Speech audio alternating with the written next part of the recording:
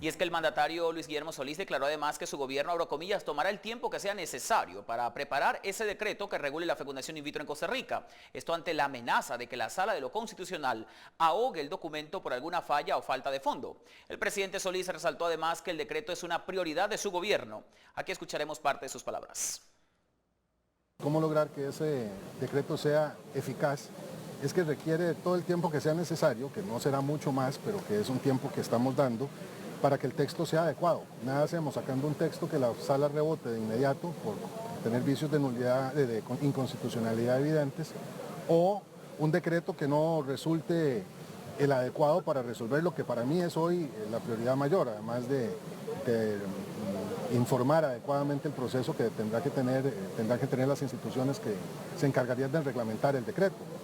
Y es que sea un decreto eficaz, es decir, que pueda ser implementado. Entonces, no le estamos dando tiempo excesivo, estamos dando el tiempo necesario para que cuando el decreto, si es que se requiere, y pareciera que se requerirá, sea emitido, este tenga las condiciones adecuadas para que pueda ser útil.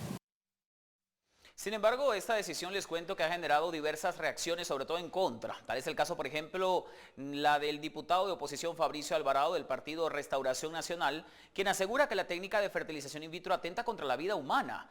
Vamos a conversar vía Skype desde San José, Costa Rica, con el propio legislador Alvarado para que nos comente al respecto. Gracias, diputado, por recibirnos. Bienvenido. ¿Cómo se encuentra? Muy bien, don Luis. Muchas gracias a usted. También. Muchas gracias por su disposición. Diputado, ¿por qué la fertilización in vitro atenta, según usted, contra la vida humana si se trata de un método de concepción más allá de lo que la naturaleza, digamos, impide, y así lo dicen los padres de los niños y niñas que han resultado a través de este método?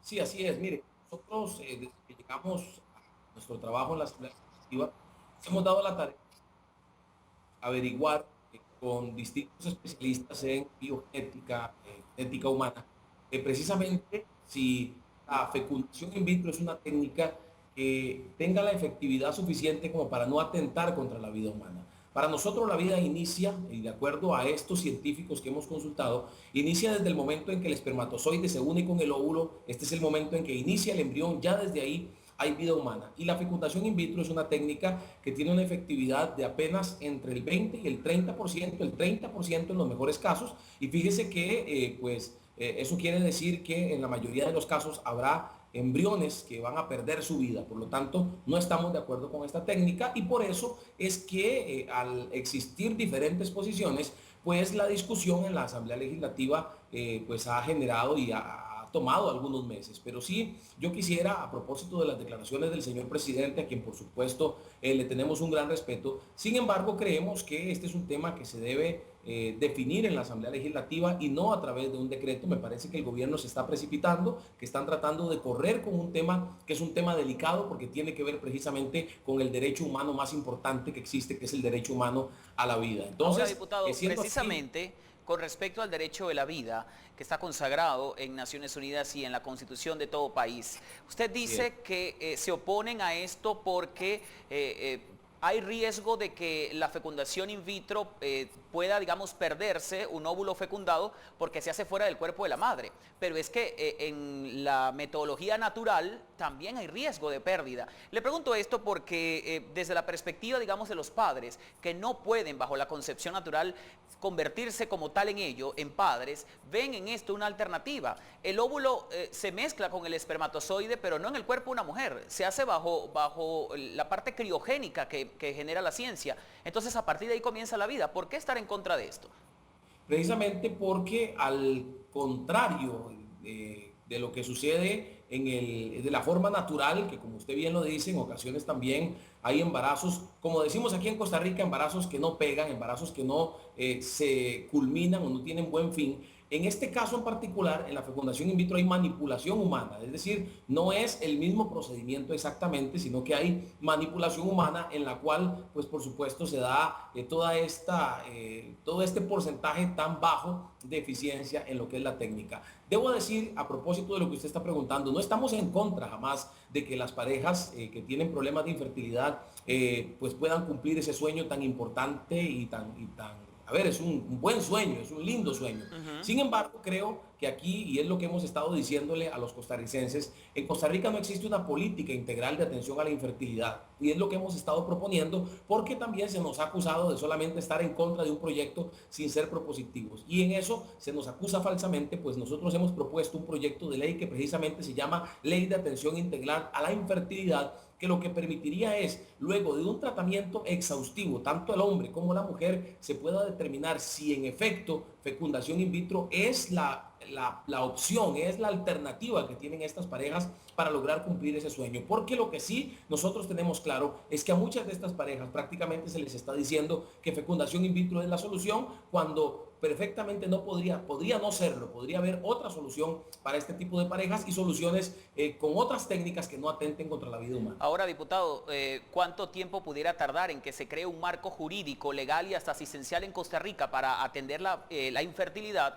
cuando en muchos casos es genética por un accidente, por ejemplo, de la joven cuando era niña, o por una violación, o por un desprendimiento de trompas, de falopio? En el caso del hombre también hay otras posibles causas que no determinan que exista la posibilidad de hacer una fecundación natural sino in vitro. Entonces, ¿se estaría condenando a estas parejas a la espera del tiempo necesario y sin ningún, digamos, tipo específico de hora o fecha en el calendario para poder ser padres? ¿O tienen que ir a otro país como ha pasado hasta ahora? Bueno, mire, debo decir que en este momento el proyecto que le menciono de atención integral a la infertilidad es un proyecto que ya está en una etapa pues bastante avanzada, incluso ya fue dictaminado en una comisión y está en lo que en Costa Rica se conoce, según el reglamento legislativo de Costa Rica, en el tercer día de mociones 137. Dicho sea de paso, el proyecto de fecundación in vitro ya superó ese tercer día y son 4 días de mociones según el artículo vía 137, que lo que permite este artículo es que algún diputado que quiera hacerle algún cambio al proyecto, pues presente las mociones para hacerle esas modificaciones. En el caso del proyecto de fecundación in vitro ya se culminó con el tercer día, lo que quiere decir que falta solo un día. Volviendo al tema del presidente y las palabras del presidente, debo decir 2 cosas. Número 1, no hay por qué correr con un decreto cuando se está llegando ya prácticamente a la etapa final de la discusión en la Comisión de Asuntos Sociales del proyecto de fecundación in vitro. Y número 2, el presidente habla de una segunda condena y yo realmente no entiendo a qué se refiere él con una segunda condena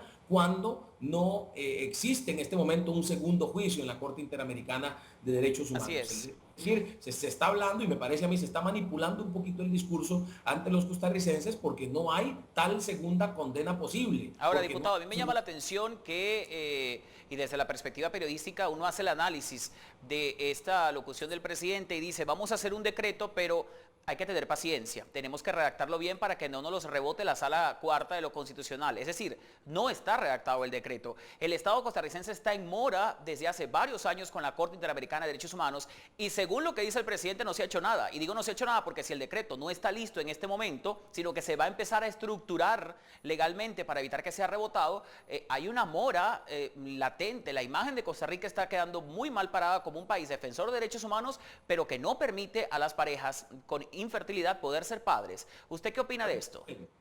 Aquí es importante también aclararle esto a la ciudadanía.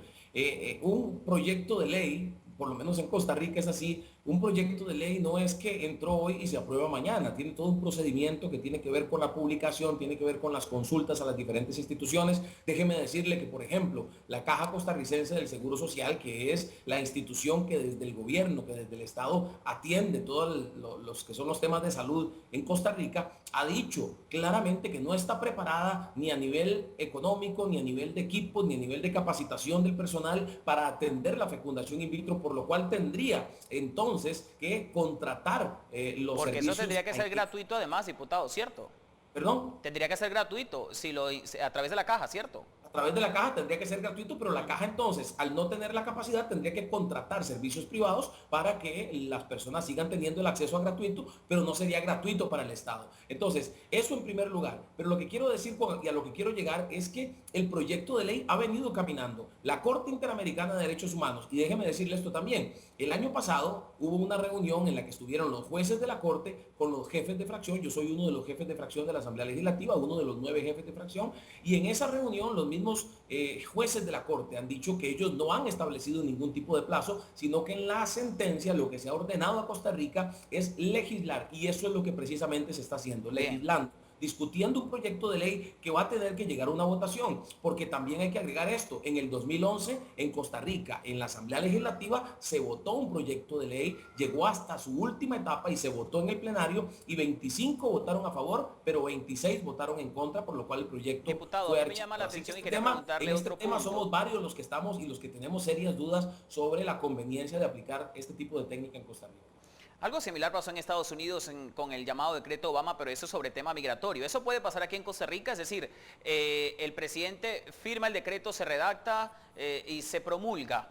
¿Puede alguna corte o solamente la sala tendría la jurisprudencia legal para poder echarlo abajo? Ustedes desde la Asamblea Legislativa, ¿qué harían en el caso que el presidente firme ese decreto y se emita?